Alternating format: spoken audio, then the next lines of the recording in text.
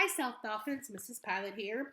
We are reading Charlotte's Web by E.B. White. We are on chapter 18, The Cool of the Evening. In the cool of the evening, when shadows darkened the fairgrounds, Templeton crept from the crate and looked around. Wilbur lay asleep in the straw. Charlotte was building a web. Templeton's keen nose detected many fine smells in the air. The rat was hungry and thirsty. He decided to go exploring. Without saying anything to anybody, he started off. "Bring me back a word," Charlotte called after him. "I'll be writing tonight for the last time." The rat mumbled something to himself and disappeared into the shadows. He did not like being treated like a messenger boy. After the heat of the day, the evening came as a welcome relief to all. The Ferris wheel was lighted now. It went round and round in the sky and seemed twice as high as by day. There were lights on the midway, and you could hear the crackle of the gambling machines and the music of the merry-go-round and the voice of the man in the Beano booth calling numbers. The children felt refreshed after their nap. Fern met her friend Henry Fussy, and he invited her to ride with him on the Ferris wheel.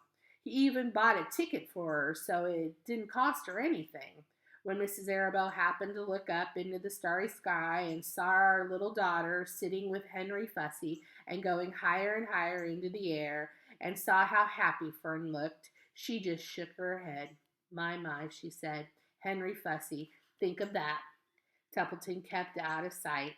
In the tall grass behind the cattle barn, he found a folded newspaper. Inside it were leftovers from somebody's lunch. A deviled ham sandwich, a piece of Swiss cheese, a part of a hard-boiled egg, and the core of a wormy apple. The rat crawled in and ate everything. Then he tore a word out of the paper, rolled it up, and started back to Wilbur's pen. Charlotte had her web almost finished when Templeton returned, carrying the newspaper clipping. She had left a space in the middle of the web. At this hour, no people were around the pig pen, so the rat and the spider and the pig were by themselves. "I hope you brought a good one," Charlotte said. "It is the last word I shall ever write." "Here," said Templeton, unrolling the paper. "What does it say?" asked Charlotte. "You'll have to read it for me." "It says humble," replied the rat. "Humble," said Charlotte. "Humble has two meanings. It means not proud, and it means near the ground." "That's Wilbur all over. He's not proud, and he's near the ground." "Well, I hope you're satisfied," sneered the rat. "I'm not going to spend all my time fetching and carrying. I came to this fair to enjoy myself, not to deliver papers." "You've been very helpful," Charlotte said. "Run along if you want to see more of the fair." The rat grinned. "I'm going to make a night of it," he said. The old sheep was right. This fair is a rat's paradise. What eating and what drinking, and everywhere good hiding and good hunting. Bye-bye, my humble Wilbur. Fare thee well, Charlotte, you old schemer. This will be a night to remember in a rat's life."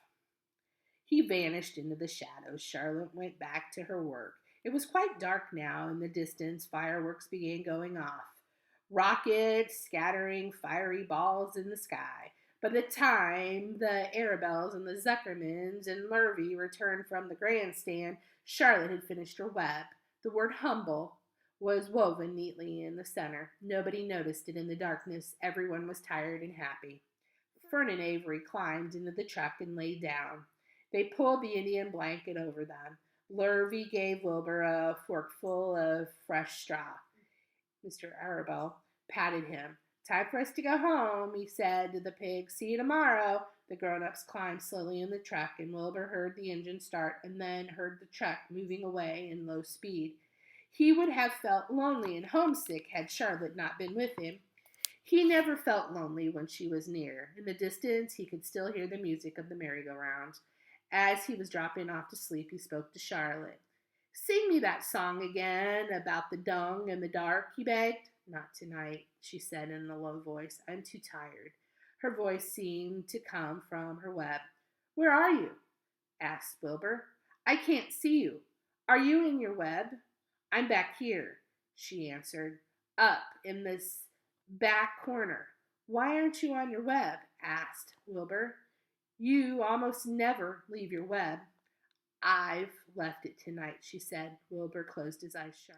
Charlotte, he said, after a while, do you really think Zuckerman will let me live and not kill me when the cold weather comes? Do you really think so? Of course, said Charlotte.